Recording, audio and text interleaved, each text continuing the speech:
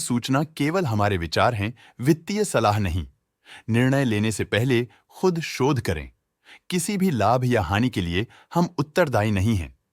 आज हम देख रहे हैं बिकाजी फूड्स इंटरनेशनल लिमिटेड के 2025-26 Q1 की standalone financial performance. Starting with the sales, पिछले क्वार्टर से सेल्स में 6.5% का इंक्रीज हुआ है, मगर कंपनी ने पिछले साल के मुकाबले 11% का सेल्स इंक्रीज रिपोर्ट किया। Expenses 3.5% quarter on quarter increase हो गए हैं, जो साल भर के 12% के राइज के साथ अलाइन करता है। क्वार्टरली एक्सपेंसेस के कंपैरिजन में सेल्स इंक्रीज होना दिखाता है कंपनी ने अच्छा परफॉर्म किया। हालांकि सालाना कंपनी को चैलेंजेस का सामना किया। ऑपरेटिंग प्रॉफिट, जो पिछले साल के कंपैरिजन में 6% अप हुआ है, quarter on quarter around 24.5% increase हुआ है। Operating profit margin OPM annual basis पे -1% से डिक्रीज हुआ है और पिछले क्वार्टर के कंपैरिजन में 2% से इंक्रीज हुआ है। एक्सेप्शनल आइटम्स को ऐड करके अदर इनकम पिछले क्वार्टर के कंपैरिजन में -0% गिर गई, बावजूद इसके ईयरली ग्रोथ 3% हुई है। इंटरेस्ट एक्सपेंसेस पिछले क्वार्टर से -2% डाउन हुआ, लेकिन ईयर ओवर ईयर इंक्रीज 53.5% हुआ है।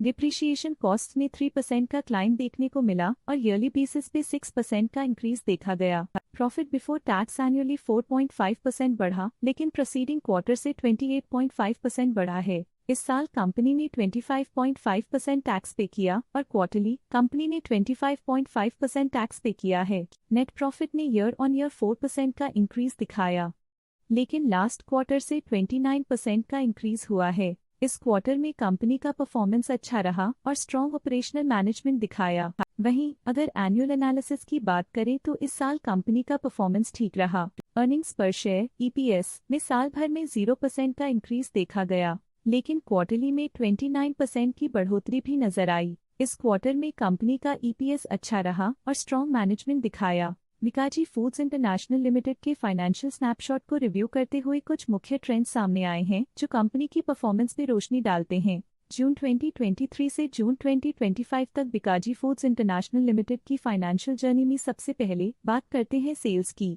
इस साल सेल्स में 9% की वृद्धि हुई है और पिछले 3 सालों में 29.5% की वृद्धि हुई है, जो एक निरंतर अपवर्ड ट्रेंड को दर्शाता है। पिछले 2 साल से सेल्स लगातार बढ़ती जा रही है, जो मार्केट एक्सपेंशन और कंज्यूमर डिमांड में वृद्धि को दर्शाता है। अब बात करते हैं एक्सपेंसेस की। इस साल एक्सपेंसेस 15.5% बढ़े हैं और 3 सालों में 28% का इजाफा हुआ है। इस साल हालांकि एक्सपेंसेस सेल्स से थोड़ा ज्यादा बढ़े हैं, मगर ग्रोथ रेट्स का करीब होना स्टेडी ऑपरेशनल कॉस्ट को दर्शाता है। इस साल ऑपरेटिंग प्रॉफिट -20.5% कम हुआ, लेकिन पिछले 3 सालों में 40% का इजाफा हुआ है। इस साल ऑपरेटिंग प्रॉफिट में कमी आई है, लेकिन पिछले साल की वृद्धि रेजिलियंस को दर्शाता है, जो एक अस्थायी मंदी को संकेत करता है। इस साल नेट प्रॉफिट में -25% की गिरावट हुई, लेकिन पिछले 3 सालों में 39% की बढ़ोतरी हुई है, जो कंपनी की मजबूती दिखाता है। इस साल नेट प्रॉफिट में आई कमी के बावजूद पिछले साल की पॉजिटिव वृद्धि एक अस्थायी मार्केट एडजस्टमेंट को दर्शाता है।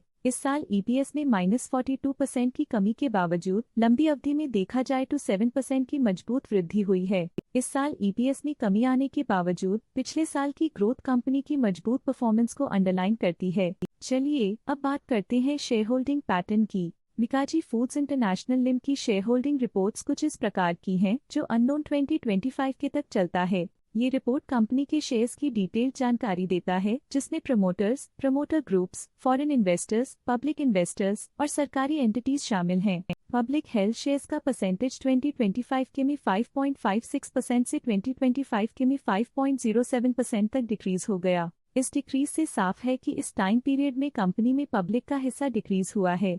जब कंपनी के शेयर्स का अधिकतम हिस्सा प्रमोटर्स, FII, DII या गवर्नमेंट के पास होता है, तब ये माना जाता है कि कंपनी मजबूत हाथों में है, जो स्थिरता और मजबूत समर्थन को दर्शाता है और इस मार्केट की स्थिरता बनी रहती है।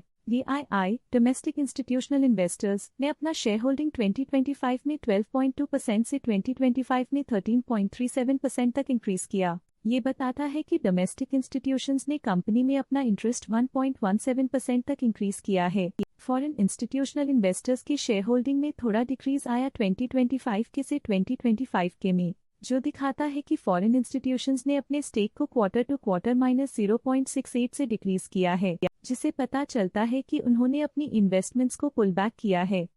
ये था कंपनी का करंट शेयर होल्डिंग पैटर्न। अब नजर डालते हैं बिकाजी फूड्स इंटरनेशनल के स्टॉक रिकमेंडेशन पे।